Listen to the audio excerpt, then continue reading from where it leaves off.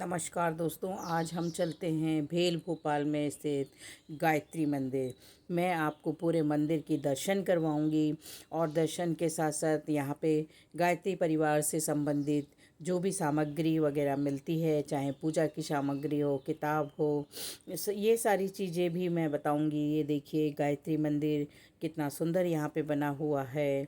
मैं आज आपको पूरे गायत्री मंदिर के दर्शन करवाती हूँ और उसके बाद मैं आपको लेके चलूँगी नव दंपत्ति के लिए यहाँ पे जो शिविर लगा हुआ है, मैं वहाँ पर भी आपको लेकर चलूँगी। ये देखिए गायत्री मंदिर में पूजा पाठ से संबंधित जो भी आपको सामग्री चाहिए वो यहाँ पे आपको मिलेगी। गायत्री मंत्र लिखने के लिए यहाँ पे कॉपी भी मिलती है, चाहे तो आप यहाँ से ले सकते हैं। यह बहुत अच्छी सुविधा है। हमारे भेल भोपाल में गायत्री मंदिर स्थित है। ये देखिए कितना सुंदर विचार लिखा है। ग्रस्त जीवन एक तपोवन है जिसे संयम, सेवा और सहिष्णुता से पूरा करते हैं। आगे हम चलते हैं जहाँ पे ये शिविर लगा हुआ है। सबसे पहले हमें दर्शन होते हैं गायत्री माता के, गुरुदेव के और गुरु माता के। उसके बाद जैसे ही हम शिविर में अंदर घुसते हैं तो देखिए कितनी अच्छी व्यवस्था करके रखी हो, चाहे फूलों की हो, चाहे पूजा की थाली सजा के रखी हो। यहाँ सिर्फ आपको बताया ही नहीं जा रहा है, आपको संस्कार भी करवाए जाएंगे। उसी के लिए ये देखिए पूजा की थाली यहाँ पर सजा के रखी हुई है। चलिए चलते हैं हम शिविर में, जो यहाँ पे बताया जा रहा है उसको सुनते हैं। ज़्यादा डिरेक्ट कर दिया है, इतना ज़्यादा बहका दिया है कि वो अपने संस्कृति, अपने संस्कारों के बारे में सोचने के लिए यदि आती हैं तो उनको लगता है कि लोग हमको बैकवर्ड बोलने देते हैं, पर ऐसा नहीं है। हमारे जो संस्कार हैं, यदि हम उनको सुने, उनके साथ में चलें, तो निश्चित रूप से हम एक अच्छे संतति को जन्म दे सकते हैं। आज स्थिति ये बन गई है कि माँ कौन बन गई है? आजकल मम्मी बन गई है माँ, और पिता कौन बन गया है? डैड बन गए हैं। तो ना पिता में दम है और ना माँ में दम है। और बच्चे कौन पालता है? बच्चे या तो आया पालती है और नहीं तो बहुत हेल्दी रखनी है जितना कोशिश हो सके। मेल्स की अगर बात करें तो मेल्स के लिए भी सेम चीज़ अप्लाई होती है। उनका भी शुक्राणु की जो मात्रा है वो लाइफ स्टाइल की वजह से गड़बड़ होती है, नीचे चलती है। हम इतना एक्सर्शन हो रहा है, पर वो यहाँ पर महिला डॉक्टर भी आई थी जिन्होंने नव दंपत्ति को बहुत अच्छे अच्छे सुझाव दिए। एक ही बच्चा प्लान करते हैं, बहुत ज़्यादा लोग तो वही है, सारे रिलेशंस तो वैसे ही श्रिंक हो गए हैं। ना मामा है, ना मौसी है, ताई, ताऊ, चाचा, ये सारे नॉर्मल डिलीवरी दीदी के हाथों से हुई है और लगभग उतनी ही सी सेक्शन भी दीदी ने करवाए हैं। तो बहुत सारा एक्सपीरियंस है दीदी के पास। हमारे बीच दीदी आए, उसके लिए बहुत आभार। छोटी सी एक एक्टिविटी कर लेते हैं। हमारे जो नव दंपति आए हैं, एक राउंड में हम जानने की कोशिश करते हैं कि कितना हम एक दूसरे को जानते हैं। I mean couple. आप मैं यहाँ से एक छोटा सा प्रश्न पूछूंगी आपसे, अगर आपको उसका उत्तर पता है तो आपको जस्ट हैंड रेज करना है। उसका उत्तर आपको हमें नहीं देना, हमें सिर्फ ये जानना है कि आप ये जानकारी रखते कि नहीं। आपके पार्टनर को आप सही उत्तर बता सकते हैं, इसीलिए हमने चाहा था कि आप लोग पास पास बैठे। सबसे पहले प्रश्न भाई लोगों के लिए है जो पतिदेव यहाँ बैठे हुए हैं। क्या आप अपनी पत्नी के सबसे प्रिय सखी का नाम जानते हैं? भाई लोग हाथ उठाएंगे। क्या आप अपनी पत्नी की प्रिय सखी का नाम जानते हैं? केवल 2 भाई, 3, 4। Well done. क्लैप करेंगे कि हमारे भाइयों को पत्नी के बारे में इतनी जानकारी है। आप पूछ सकती हैं कि सही जानते हैं कि नहीं। अगला प्रश्न धर्म पत्नी के लिए है। क्या आपको आपके पति की ड्रीम कार मालूम है? आप जानते हैं कि आपके हस्बैंड की फेवरेट ड्रीम कार कौन सी है? कितनी पत्नियां जानती हैं कि उनके हस्बैंड को कौन सी कार पसंद है?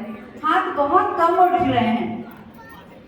2-3 दीदियां हैं जो जानती हैं, बाकी दीदियों को नहीं पता कि उनके हस्बैंड को कौन सी कार पसंद है। आप अपनी धर्म पत्नी के नाना श्री का नाम जानते हैं? कितने पति हैं जो अपनी पत्नी के नाना जी का नाम जानते हैं? ये एक्टिविटी ऐसी थी जिसमें ये मालूम पड़ रहा था कि पति पत्नी के बीच में कितना सामंजस्य है, एक दूसरे को कितना जानते हैं। ये देख के मुझे बहुत अच्छा लगा। अब एक प्रश्न पुनः पति जी के लिए ही है, क्या आप अपनी पत्नी के प्रिय भोजन का नाम जानते हैं? प्रिय भोजन आपकी धर्म पत्नी को सबसे ज्यादा, भैया हाथ ऐसे आपको अपनी पत्नी का प्रिय भोजन पसंद है, गुड, इसमें कंपैरेटिवली हाथ ज्यादा होते हैं, बहुत बहुत बढ़िया। मुझे ये प्रश्न पुनः भाइयों से ही पूछना पड़ेगा क्योंकि फीमेल्स इस केस में थोड़ी स्ट्रांग होती हैं। कितने भाई यहाँ पर ऐसे बैठे हैं जिन्हें अपने विवाह का समय याद है? I mean, आपके विवाह को कितने वर्ष और कितने मंथ हो चुके हैं? कितने भाई हैं जिन्हें रियलिटी में पता है कि इतने साल इतने महीने हो गए मेरी शादी को?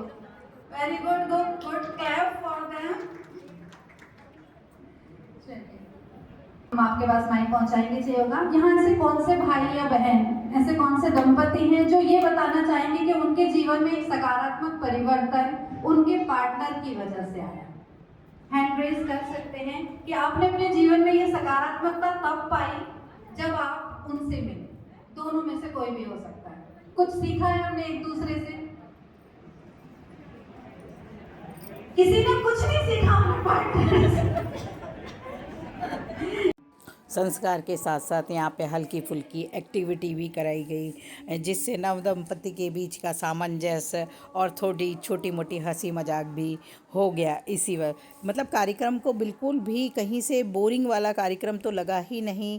बहुत संस्कार, बहुत अच्छा कार्यक्रम यहाँ पर आयोजित किया उसी के लिए हम लोग ये गया।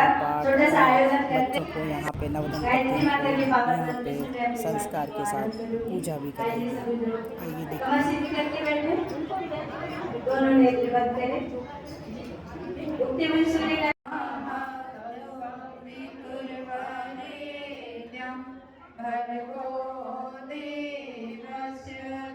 आप लोग देखिए महिला पंडितों के द्वारा, महिला पुरोहितों के द्वारा ये संस्कार करवाया जा रहा है। ये देखिए मंत्रोच्चारण, गीत और उसी के साथ ही यहाँ पे ये संस्कार करवाया गया।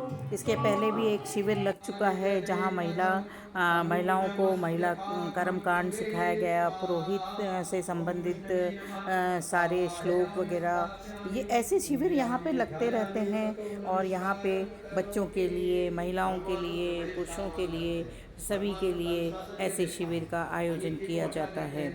मेरा नाम है रेणु देवी शुक्ला। मैं थी आज गायत्री मंदिर में, आपको यहाँ के कार्यक्रम के बारे में, शिविर के बारे में बताया। आप मेरे चैनल को लाइक, शेयर और सब्सक्राइब करिए। ऐसी नई नई जानकारी के लिए भेल, भोपाल और मध्य प्रदेश से मैं जब भी जहाँ जाती हूँ वहाँ के बारे में आप लोगों को ज़रूर बताती हूँ। मेरे चैनल को लाइक, शेयर और सब्सक्राइब करें। मेरा नाम है रेणु देवी शुक्ला, घुमक्कड़ lady, the non stop traveller. Thank you, धन्यवाद देखने के लिए।